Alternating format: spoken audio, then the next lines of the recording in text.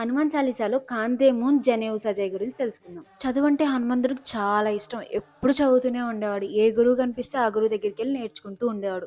హనుమంతుడు మొదట అంగవాహన్ గురువు దగ్గర చదువు నేర్చుకున్నాడు. తర్వాత తండ్రి కేసరి ఇంకా బాగా నేర్చుకోవాలని సూర్యదేవుడి దగ్గరికి పంపించాడు. మనకు తెలిసిందేగా సూర్యదేవుడే హనుమంతుడి గురువు. అయితే హనుమంతుడు సూర్యలోకంలో విలువిద్యలు నేర్చుకుంటూ ఉంటాడు. అలానే రాముడు భూమి మీద వశిష్ఠ ఆశ్రమంలో నేర్చుకుంటూ ఉంటాడు.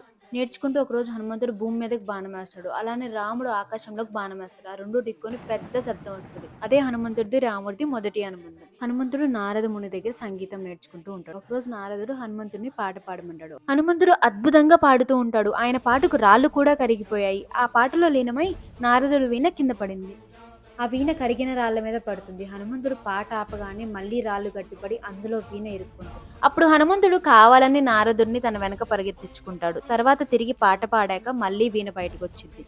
తర్వాత నారదుడు నన్ను ఎందుకు ఇబ్బంది పెట్టావు అని అడుగుతాడు. గురువు యొక్క పాదదులు ప్రతి చోట పడాలి అనే ఉద్దేశంతో చేశాను అంటాడు. హనుమంతుడు ఎప్పుడు జనేయు అంటే యజ్ఞోపవీతం ధరించే ఉంటాడు.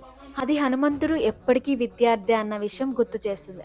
చెప్పాలంటే హనుమంతుడు రాముడి దగ్గర కూడా బ్రహ్మ విద్యలు నేర్చుకొని సనాక, సనందన, సనాతన, ప్రహ్లాదుడు వంటి మహర్షులకు కూడా రామతత్వం నేర్పించాడు. హనుమంతుడు యోధుడే కాదు, గొప్ప జ్ఞానవంతుడు. అలానే వీరుడే కాదు, శాశ్వత విద్యార్థి. అది అర్థం. ఇవాళ కాందేమోంజ్ జనేవు సజయ్ గురించి తెలుసుకుందాం కదా. రేపు శంకర స్వయం కేసరి నందన గురించి తెలుసుకుందాం. पाठ करे बजरंग बाण की, हनुमत रक्षा करे प्राण की।